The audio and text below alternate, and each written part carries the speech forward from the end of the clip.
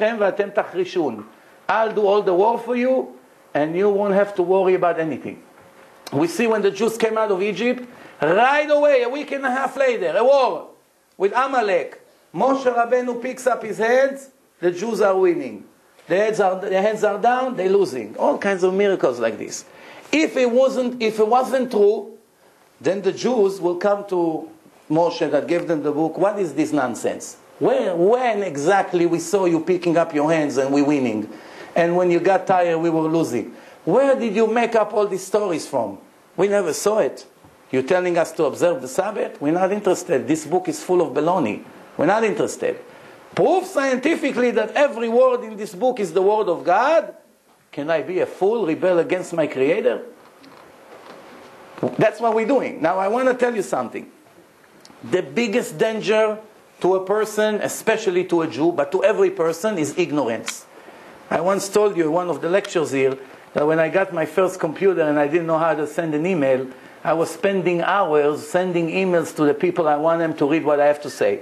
Because I didn't know I have a function that by pressing 2 or 3 buttons I can send hundreds of emails in a minute. So rather, I was typing the email again and again and again, sending it. I only had a computer for a few days. I didn't know. I'm talking years ago. Until my friend walked in and said, "What exactly are you doing?" I said, "I'm sending emails to people." I said, "This is not how you send emails. You do 1, 2, 3, you type your entire list, receive it in a minute." So now, I learned from that a lot. Say, when a person is ignorant in something that he's about to do, this is the biggest danger for him.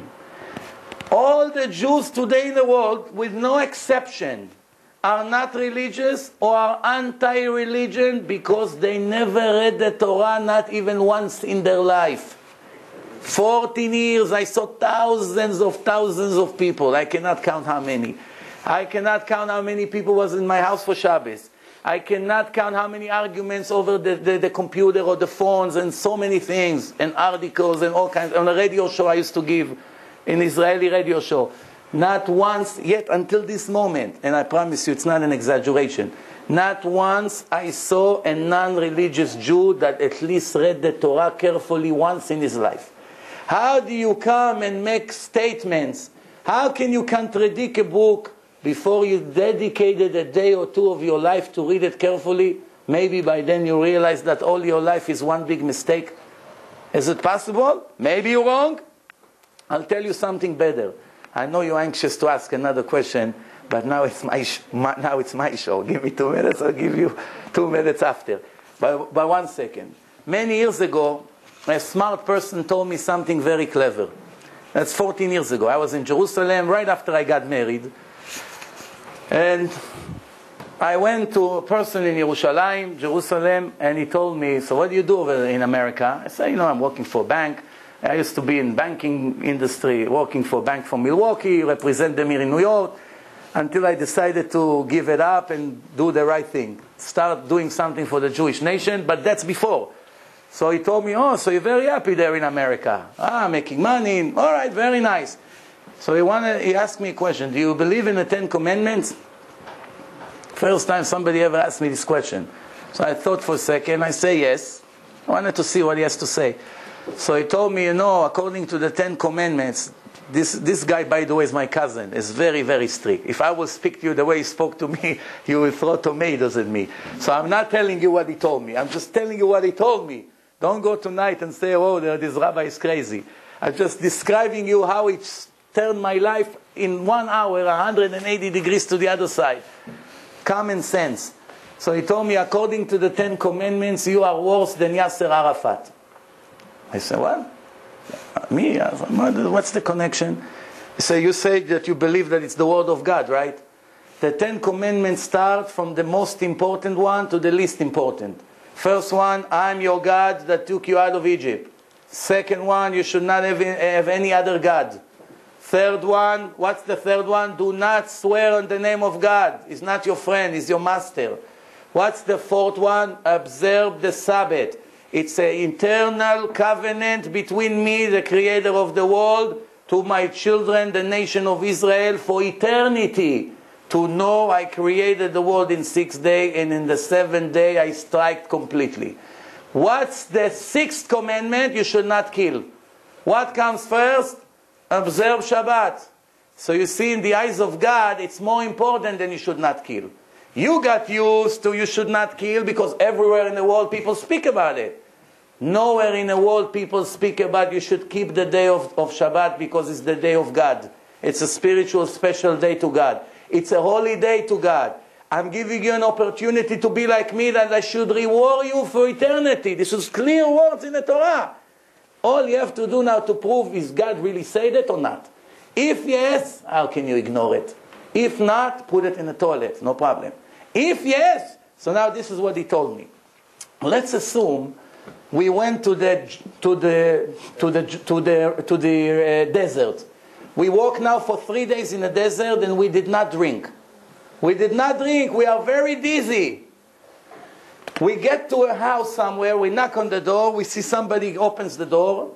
We know we have 1 more day to walk to reach safe water. But by then we'll be extremely dizzy. But we won't die. Pay attention. We will not die. We will make it. But it's another 24 hours of walk. This guy offering us water free of charge. But there's only one problem. In one of the cups, he has 100 cups on the table. One of them has poison in it. But he lost control. He doesn't know which one. If you take the wrong cup, you die right away. What is the chance? He's asking me all this. What is the chance you're going to die right now? You're very thirsty. 1 to 100. 1% chance to die.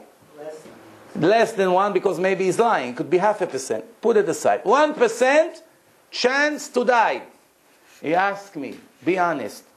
Would you pick up a cup and drink? Or you would suffer an extra 24 hours to reach safe water? Told him I will suffer another 24 hours. I want to leave. I don't want to take a risk. So he told me, look what a hypocrite you are. With 1% chance to die, you're not willing to take a risk. Don't you agree with me that this book has more than 1% chance that it was given by the creator of the world? After all, it's the bestseller in every generation in history. All 3 major religions worship this book. This is the book that influenced society and humanity more than any other book. It's all the Constitution, more or less, is based on this book. Do you agree with me there's more than 1% chance it's the book of God? I say, sure I do. So now he told me one last thing and he closed the case.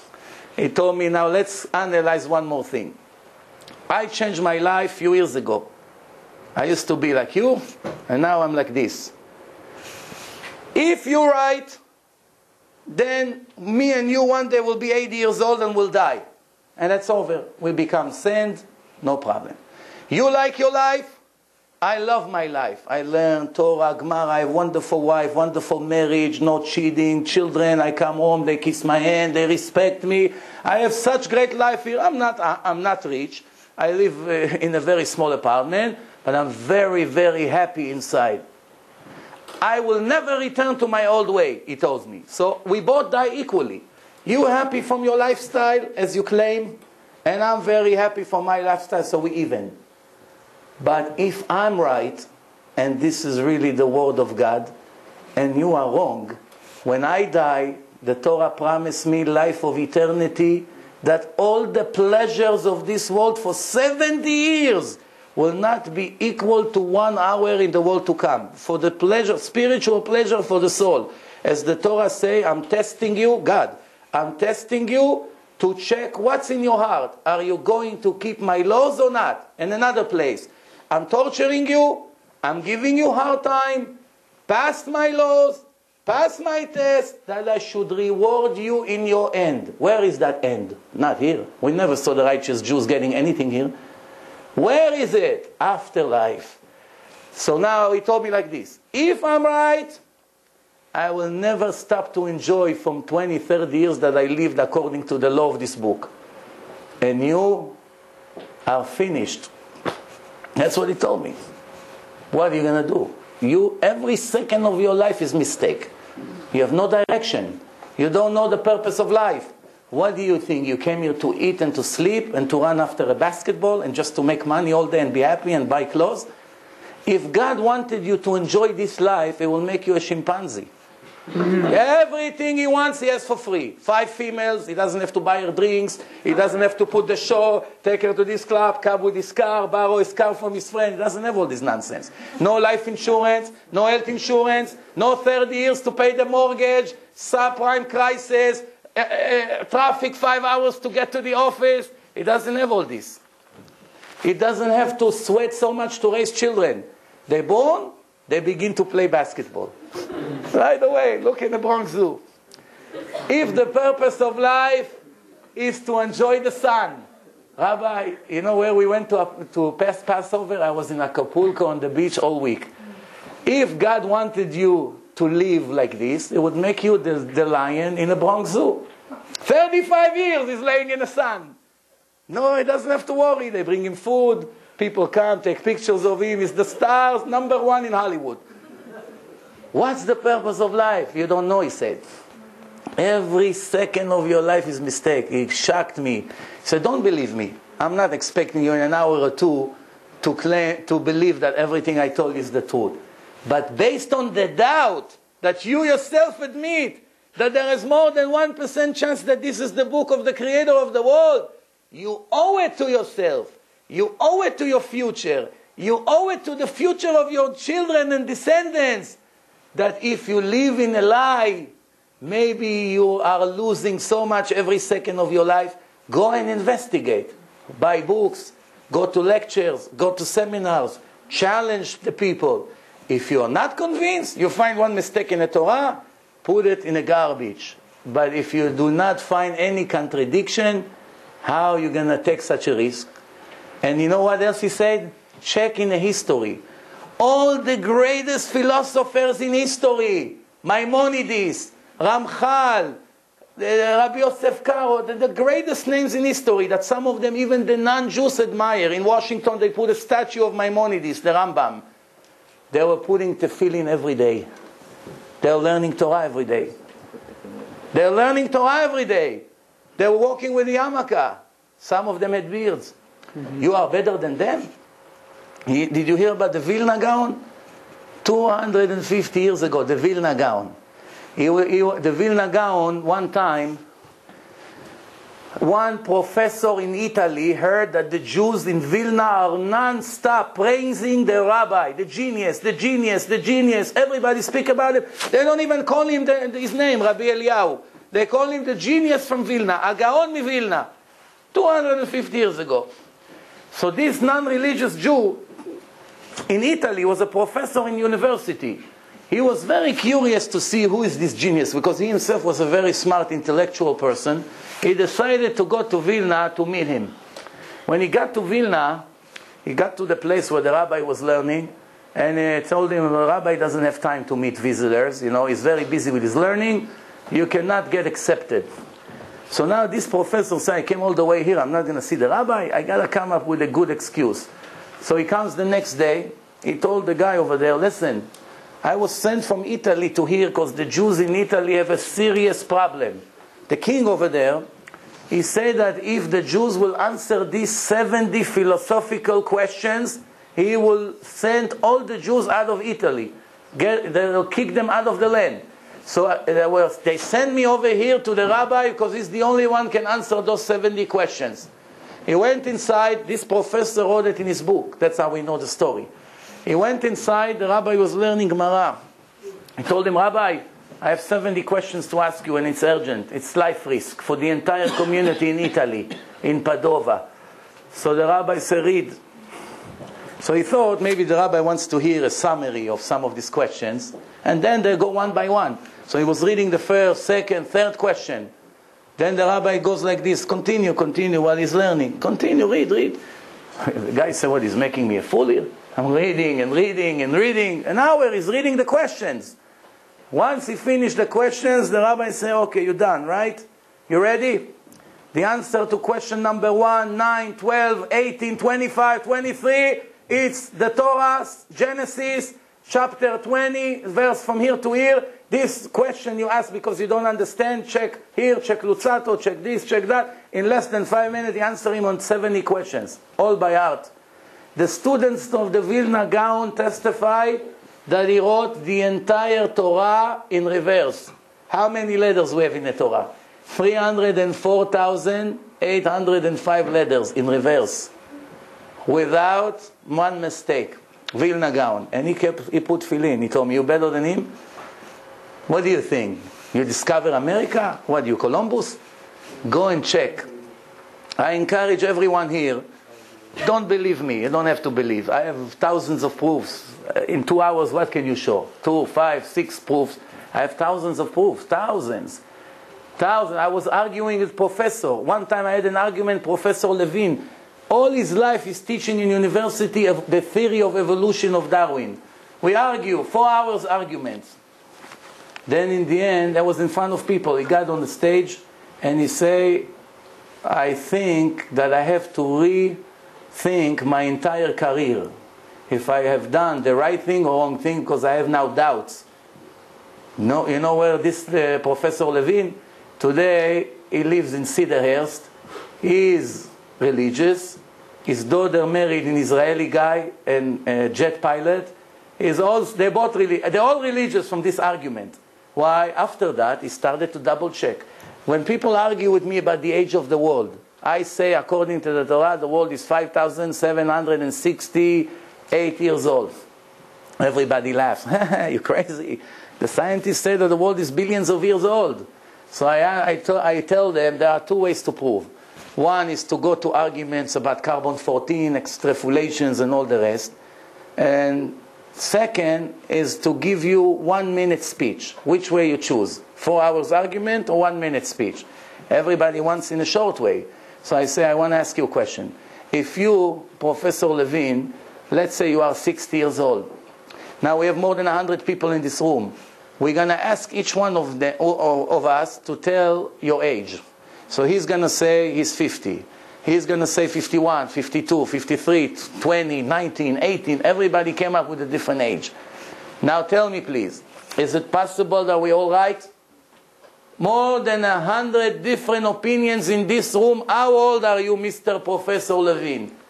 All of us are right? So of course not. In the best scenario, one of us is right. In the best scenario, maybe. Not even that. It could be that we're all wrong. So I agree 100%. So I said, tell me please, you know better than me. How come all the scientists, all the professors that came from more or less the same university and using the same books and the same professors, each one of them, when it came to calculate the age of the world, came with a complete different number than the other? Is it possible that they're all right? Or in the best scenario, one of them is right? One scientist said the world is 300 million years old. The other one says 300 trillion years old. You know the difference? And one scientist, and I have a movie here, I can show it to you, American scientist from Texas, only a few thousand years old. American non-Jewish scientists, experts, the best names in the world today. I show you a movie, in English. Only thousands of years old, they say. And they're not religious. So now, why would I waste so much time when I hear that this professor and this scientist and the other one, each one of them has a different age to the world, knowing that 99.999% of them are speaking nonsense. Either because they do not know, or they just lie to get more budget from United States country. You know why? Because you know how it is. You know how it works, no? If the scientists want money, the university has to show that they do all kinds of things. If they're going to say, we don't have what to do with the money, they're not going to get money. This is the way the world is. We don't need that. Why should we need that? We have the Torah. The Torah told us the exact age of the world. 6 days, the creation, from the life of Adam until today, 5,768 years old. Can anybody contradict that? You know, there are 2 kinds of science. There is speculative science and objective science. Most of the things you hear in the headlines and in the university are based on speculations. They did not prove, not even once yet, the age of the world. They coming and say dinosaurs. They're right. There used to be dinosaurs. It's no contradiction. The Torah says there used to be huge animals. When did they die? In a flood. 4,200 years ago, they could not enter the ark. God destroyed the entire world. Only 8 people and the animals survived. That's it. In the Ark of Noah. Did they find the Ark of Noah? The answer is yes. I show you a picture of it.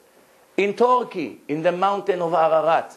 How a huge boat like this were found on a very high mountain in Turkey when there is no lakes there, no rivers. Who picked it up to the mountain? 500 people carried the boat all the way up to the mountain and put it there to be a souvenir? Obviously it got there because the whole world was covered with water. In Manhattan, in a museum, they have the oldest tree in the world. I remember more than 15 years ago, I went there and I saw there's a big tree. The tree, every year, have another ring, another circle. 4,200 rings, the oldest tree that were found. No tree was found more than that. Everything the archaeologists find today, where did they dig? How do they know where to dig? How did they find the altar of Joshua ben Nun in the mountain of Eval? How did they know? They read in the book of Joshua that that's where they made the altar and they found it. How did they know the city of King David? How do you know where to look? You go to the Torah and you know where to check. Without the Torah there was no archaeology. I'll give you another example. The only objective book in the history of religions is Judaism. If you check in the Quran, you'll never find one derogatory comment against Muhammad. Never, ever, even a hint against him. He was more perfect than God himself, according to their book. JC, not one bad comment about him. Perfect. You read about our leaders, Abraham got punished. Jacob, God complained against him. King David made a sin. King Solomon made a sin. So Yosef, all these things, the brother, so many derogatory comments and almost, I would say, gossip about the leaders of Israel. Why? Because it's the book of God. If people wrote it, they put everything bad under the carpet. Nobody wants to write bad things about his hero. But since it's a divine book, we got the good with the bad. Why? It's objective. God is not a liar. The Torah says, I'm the God of the justice that will not receive bribe from any person. Now you may ask me, we don't see justice in the world. Where is the justice? Righteous people don't have money, some of them, no health, some of them no children. Look, some people tell me, look at me, look at you. Look what I have, look what you have. You have nothing. Look at me, what I have. And I don't observe Sabbath. And I cheat my customers. You know, speaking to people. So how do you explain that? How do you explain the Holocaust? How do you explain this? And there's hundreds of questions. The answer is, if God gave us the Torah and the Torah says, I'm giving you the life and the good, the bad and the death, and you should choose the good. That means you can choose the bad. Everything in the Torah is good and bad. It's your choice what to do. In the end, I either reward you or, God forbid, punish you. So now, why the punishment does not come immediately to eliminate any doubts? God, you say that someone does not observe the Sabbath, God forbid, should be executed? Execute right away. 1, 2, 3. Everybody would know to be a Shomer Shabbos. Why? They drive 80 years to play golf and Shabbos and nothing ever happened. Where is the justice? And the other rabbi that is Shomer Shabbos is dying from cancer. What do you expect the people? The people are confused. The answer is, if every person that would make a sin will be punished immediately, in the first day of the creation, the world will be over. We would lose the purpose of the creation immediately. No point of creating us. Why? God declared in the Torah the whole purpose of creation is what? Test. Where is the test? If a person lights a cigarette on Shabbat, boom, explosion. The next one lights a cigarette, explosion. Yasser Arafat would put tefillin on Shabbat and come with me to the shul. Why? Rabbi, look at these two people. They just like, I don't want to touch cigarettes today, but you go, you're allowed. No. Now, donations. You put $1,000 in a box, right away you got $2,000. You put 4,000, you got 8,000. What a great way to make money. 100% by a minute. Everybody will run to the rabbis. Rabbi, take my money. No, take mine, take mine. Of course, he doesn't want to give money to Hashem. He wants to make more money. There will not be a free choice. Free choice means, the Torah say, when the poor person comes and opens his hand, give him. And everything you do after, I'll bless you. Have patience. But you say, wait, I'm giving him $1,000, but I'm losing it. I can take it and buy myself a nice suit, or 2 or 5, whatever. Why am I giving it to him? I don't even know him. Oh, but the book of God say, thanks to that, I will reward you forever. Big test. You come out, after you give the money to the poor person, your car is being towed in Manhattan. Hey, excuse me, where is the justice? What do you expect? That you give him 1,000, you come to your car and $2,000 will be ready in an envelope in your windshield? Yes. What do you expect? That's no point for this life. The Torah says, I tortured you to test in your heart, are you going to remain faithful or not? What's the word Jew mean? Who knows what does it mean? People ask you, what are you? I'm a Jew. How do you say a Jew in Hebrew? Yehudi. This word comes from what word? Yehuda. Yehuda was one of the brothers of the tribes. Why we not call Shimonim? Shimon was also one of the brothers. Why we not call Yosefim? Yosef was more righteous than them. Why we don't call Leviim, all of us? Why Gad, Zvulun, all of them? Why? Why Yehuda? There are 2 things about this person called Yehuda that symbolize the foundation of Judaism. That's why God called us Yehudim. Where is the first time in history that the word Yehudi was mentioned in Jewish history? In Iran. Who is the first person in history that was called a Jew, a Persian Jew? Mordechai. Mordechai a Yehudi. Before that, you never heard this word Jew. We were the Hebrews. God called us Yehudim, first time Megillat Esther. Now, why Yehudim? In Hebrew, you have one word that actually has 2 meanings. The word modeh means thank you, I thank you, and I admit that you're correct. 2 things. Modeh, ani modeh lecha, I'm thanking you. Ani modeh lecha, I'm admitting that you're right. 2 words, 2 different words. One word, 2 different meanings. What Judaism is all about? 2 things. Always admit and seek for the truth. Always, even in your heart, not only in your words. Even in the heart, you're always going to be correct and honest. And second, you always be grateful. You come to the Varazano bridge, you give them $10. They give you $1 change. They're robbing you. You're losing your money. What are you saying thank you for? What do you say the guy over there in the booth? Thank you. He just stole from you $9. It's not him. I mean, whoever made the law, whatever. They took, you wanna just walk. You have to pay. Fine, you pay. No problem. You say thank you. You just ate. God gave you food. You just have a house. You just started the car. You just were able to walk. You're able to see. You're able to have children. When did you say thank you? Never. Grateful. Ungrateful, grateful. That's what Judaism is all about. Blessing, prayer, thank you to God, Hallel, all these things. It's all about thank you and admitting. Thank you and admitting, that's the purpose of life. Many, many things about this. I want to finish with one thing and then I will open any question you want to ask. One last thing for tonight. You have to understand what's going on today. Today the Jewish nation, unfortunately, is in a very serious risk. Very serious risk. We see that the Ishmaelim, the Arabs, are tightening around us more and more in the last 20, 25 years. It started with the agreement with Egypt. 2/3 of Israel went to the Egyptians. Now the Hamas took Gaza. We gave them all the land. We vacant all the Jews, the settlers from there. Now they're talking about giving the Golan Heights to the Syrians. The Torah says, the nation that lives among you will become stronger and stronger, and you become weaker and weaker. And you will shrink into your land, and it will become smaller and smaller. It's a prophecy in Parashat Bechukotai, you can read. And that's because you are refused to listen to my laws. You bring it to yourself. That's what the Torah says. The Jewish nation today is in a very serious problem. Not only the Jewish nation, the whole world is in a serious problem.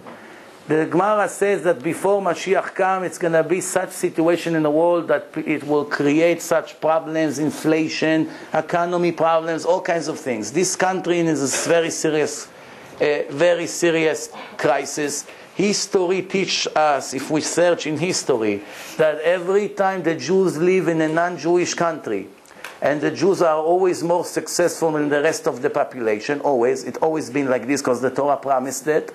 The Torah says you're going to be the shining star in every place I'm going to spread you. And everybody will see and look up to you and speak about you. That's a prophecy in the Torah. Ve'ayita sham lemashal u'lishnina. Rashi writes, everybody will point at you and talk about you. And that's what happened all the time.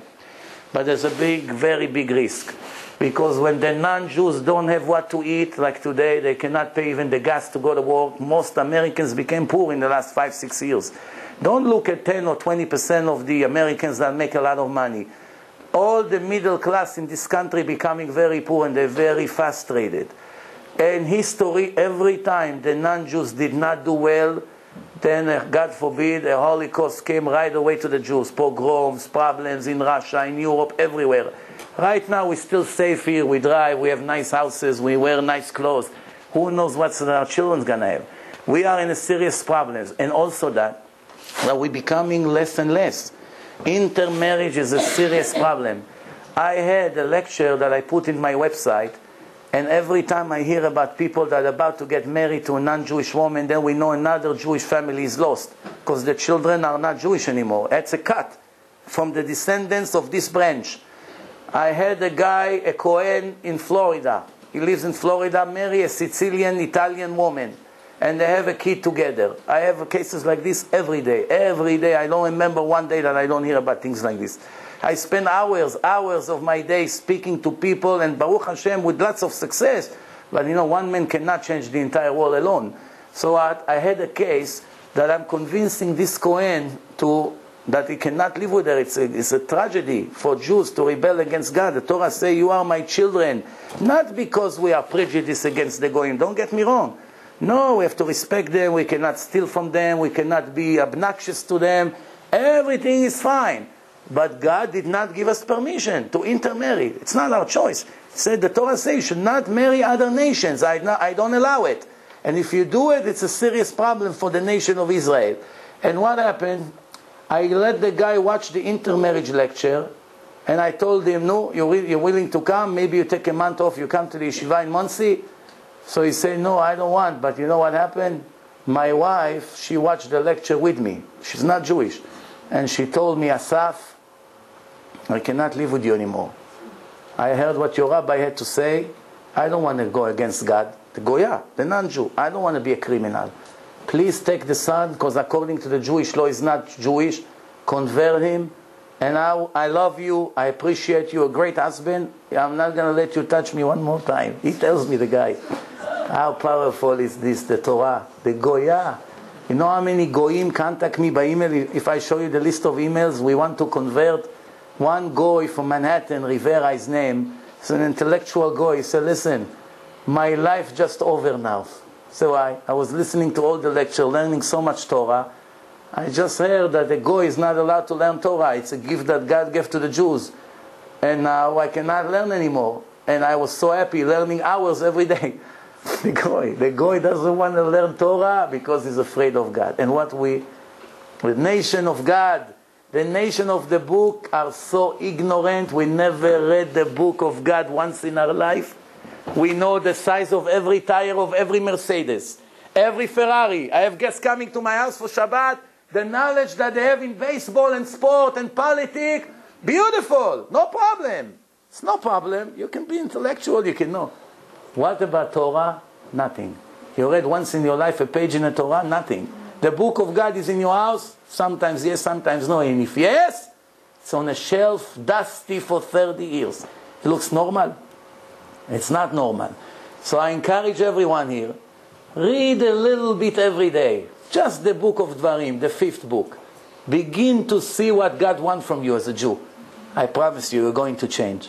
And it's not going to be painful. It's not bitter. It's not hard. It's not ugly. The Torah says. The Torah say, God said in the Torah, I'm sick and tired of your complaints. It's a sentence in the Torah. Hogatem et Hashem bedivrechem. I cannot hear this nonsense anymore. It says the Torah is right in your hand. It's not above the sky. It's not beyond the oceans. It's right in your hand and it's not difficult. That's what the Torah says. Who knows better, God or us? Who knows better what's the right way? We or him? The answer, he knows. The Torah says after the actions follows the heart. Today when we look in our society, in almost every Jewish community, there are so many singles, guys and girls reaching already 40 years old with no success, cannot get married, because they have only one thing in their mind, financial success. It buried us. There are so many opportunities for great Jews to establish great homes together, because we don't even have 1% of faith in the Creator of the world that will feed us. This family is not good for us. This girl is not high class enough. She's not from our culture. She's not from our community. And I hear it, and I thousands of times already. And are great people. They could have such great life. But the nonsense that they hear all the time from their environment destroy them. Some of them will die single. Why? Because they did not want to marry a girl because I'm Ashkenaz. She's not Ashkenaz, I cannot. I'm Persian. She's not Persian, I cannot. Are you the creator of the world? You're going to decide who is your soulmate? And the day that God created you, the Gemara say your soulmate was created with you. If God doesn't want your wife to be Persian, you're going to tell him what to do? You ruin your life. If God wants her, fine. If he wants you to have an Hungarian girl, righteous girl, what's her sin? What's her sin? That she's Jewish from a different country? So many things. Ignorance. And that's why we pay the price. And you know what? Later on, when the people wake up, some of the parents say, you know what? And they know inside their heart, I ruined my son's life. I ruined his life, but they never admit it. Because he had an opportunity to get married 5 times already. How many of our children are going to reach this age and not get married? In the time of the Torah, age 40, people had grandchildren already, plenty. Today, people, I still don't have a house, Rabbi. I cannot get married. How am I going to get married? Where am I going to live? You rent an apartment. No, it cannot be. I didn't finish my learning. When I'll be 30, I'll think about it. How do you know? Maybe you missed your opportunity. There are so many things that can be done. Believe me, I'm telling you, I see it all the time. Why are we going to go blinded against God? Why? We're only going to lose. Any more questions before we finish? Yes. Vitamin K. Can you talk to the Torah says about vitamin K? Yes. Vitamin K. Vitamin K. Vitamin K, it's right here in front of you. The Torah says that every Jewish male born has to be circumcised in 8 days. Now we know that we have in our body vitamin K that help to clog the blood, clogging every wound that we have in our body. It's very interesting. If you take 5 quarts of blood and put it inside a balloon and make a hole in a balloon, the blood will drip for 2-3 hours until everything will be on the ground. The blood will not clog the hole in a balloon that you just made. It will continue to drip for hours until there will not be any blood left. But when it comes to our body, if you get cut anywhere in the body and the blood begins to drip, after 4 or 5 minutes, somebody told this blood, you better close the hole before this person will die. So what happened? The blood dries out and clogs the hole completely. And the life of the person gets saved. Now, what creates this process? Vitamin K. Vitamin K in our body. Of course, in the time when the Torah was given, nobody even knew what vitamin K is. And the Torah promised that the Torah ordered us to circumcise our babies in the 8 days. Everybody asks, why in the 8th day? Let's do it in the 30th day. The baby is stronger. Let's do it after 2 months. What's the rush? 8 days, it's nothing. It's like a chicken, this kid. Give him a month. The Torah always know better. It just takes us sometimes 3,000 years to find out. The Torah says, in the 8th day, you have to circumcise every Jewish male born. Now, this is what the scientists have to say. In a natural way, until 8 days old, the liver begins to recuperate and becoming more and more mature and improve its activity.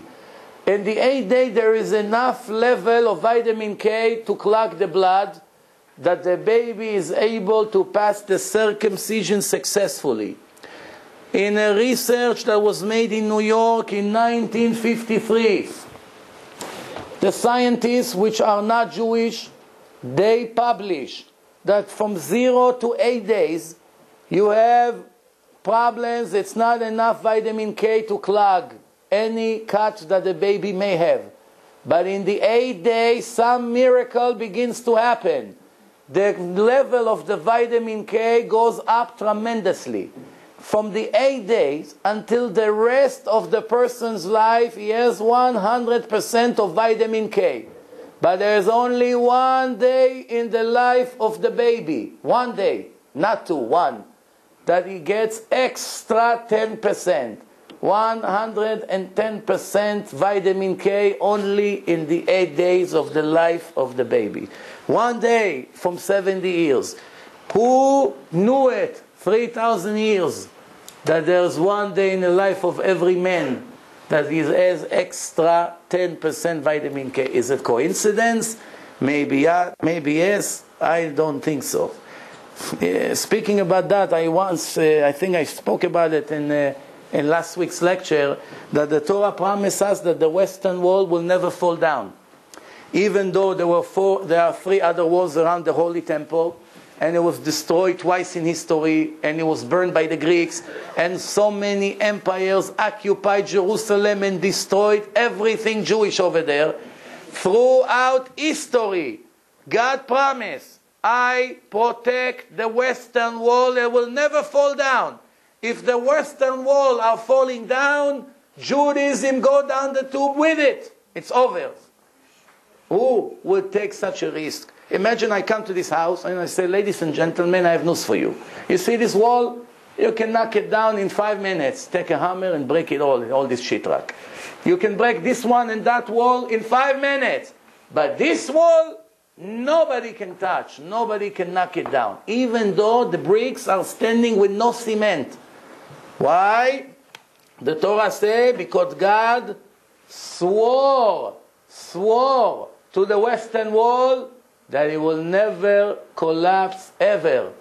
Now, tell me please, for those who think the Torah is a man-made religion or history book, who would take such a risk to write that the Western Wall will not fall down?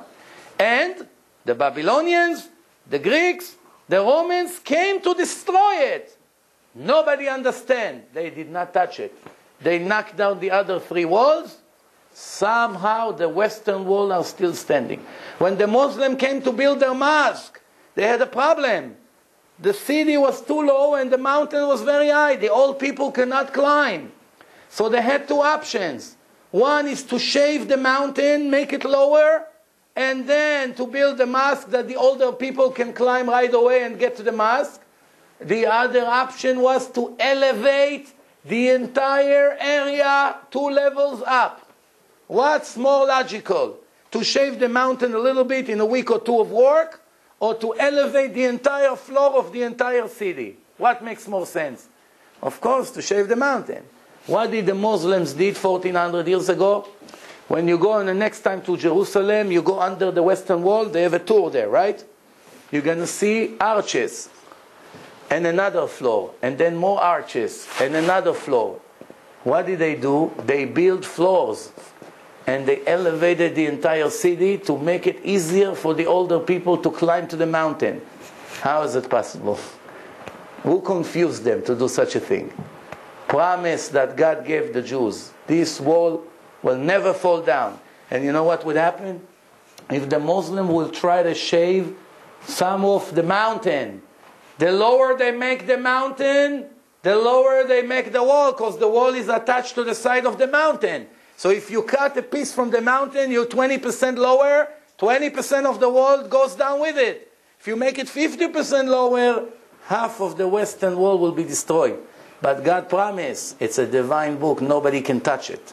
So what do you see? If you want to finish Judaism, if you're not interested to be a Shomer Shabbos, if you're not interested to quit and to divorce your non-Jewish wife or whatever your decision is, no problem.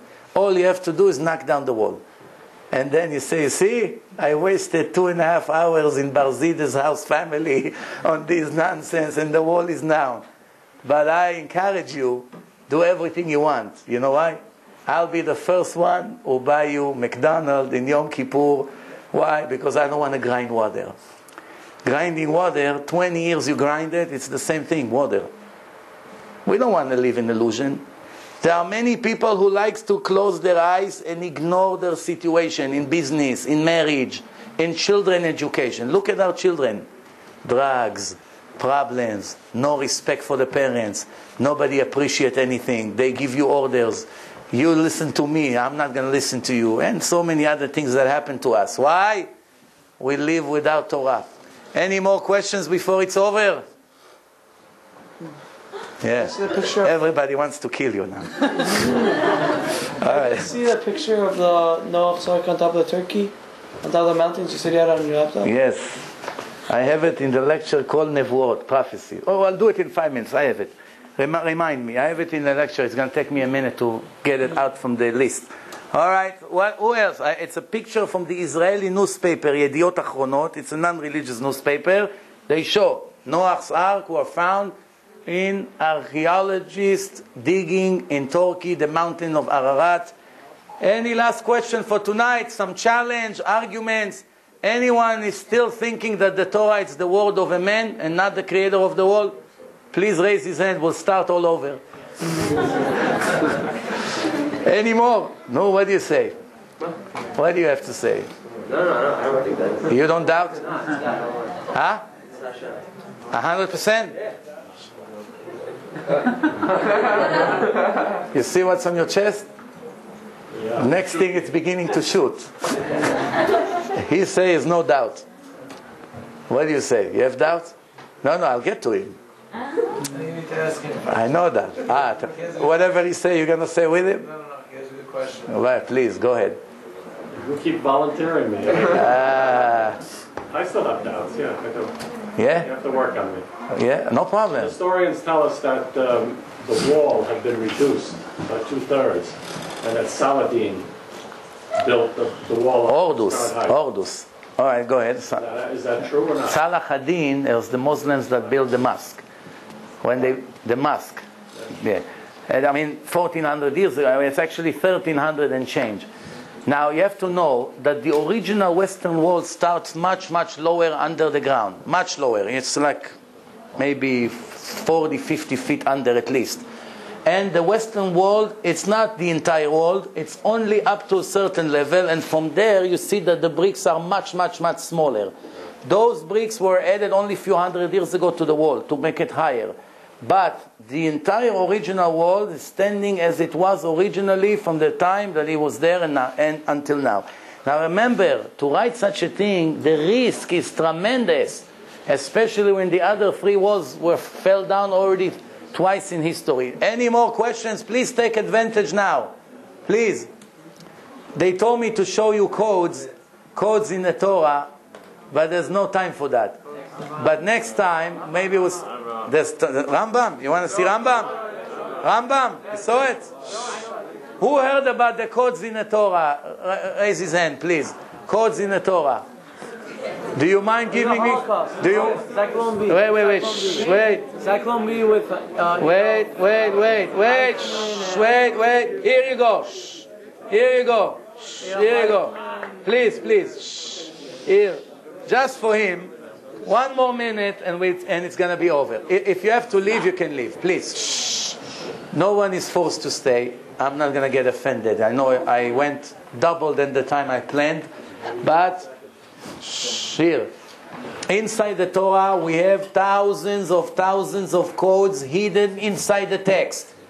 2,400 years before Rambam was born, God was putting inside his Torah information about this rabbi. What was so great about Rambam is the greatest posek in the last 1,000 years. The Shulchan Aruch of the Jewish nation is based on his book called Mishneh Torah. When we read in Parashat Bo in Sefer Shmot, the Torah gives us indication about Maimonides. What does it say? His name is Moshe. He lives in Egypt, Mitzrayim. He was the heart doctor of the king of Egypt, Lev Paro. What was his nickname? Rambam. Resh, Mem, Bet, Mem. That's the only time in the entire Torah that you have 4 words in the right order. Resh, Mem, Bet, Mem. That's abbreviation of Rambam. But that's nothing compared to this. The Rambam wrote a book about the 613 laws, 613 mitzvot. How did he call his book? Mishneh Torah. When God gave us the Torah in Mount Sinai, He already gave us information about Rambam that will be born 2,400 years later in history, in the future. How do we know? We take this letter Mem, we count 50 letters, equal mathematical script. Minimal. Mem, 50 letters Shin, 50 letters Nun, 50 letters Hey. We got the word Mishneh hidden in mathematical equal skip, what we call codes. If we take the Taf, we count 50 letters, we get Vav. We count 50 letters, we get Resh. We count 50 letters, we get Hey. Mishneh Torah. But we have a problem.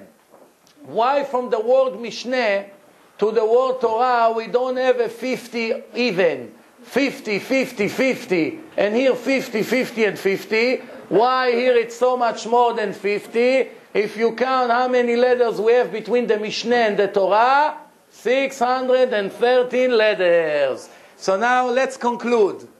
2,400 years before Rambam was born, God put in the Torah information about him, and that's one out of thousands. Yitzhak Rabin assassination is in the Torah in equal codes. The murderer, Igal Amir, have a mutual resh. One resh for both of them, to show you there's connection between them in equal skip. More than 30 words about the Holocaust. Hitler, Eichmann, Rudolf Hess, Zyklon B, the final solution, Auschwitz, ghetto. 30-something words relates to the Holocaust are hidden in a Torah in equal skip in one page.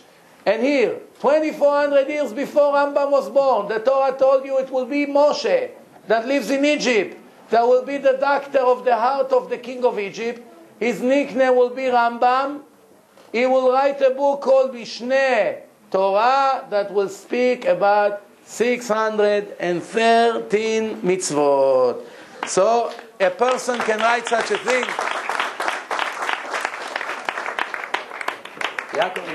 You know what it means. That you want or you don't want, it's over. Thank you very much.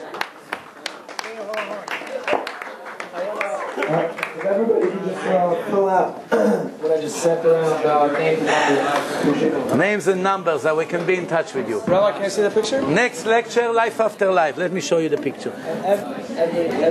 Everybody's please welcome to eat on the side over here. We have a lot of food.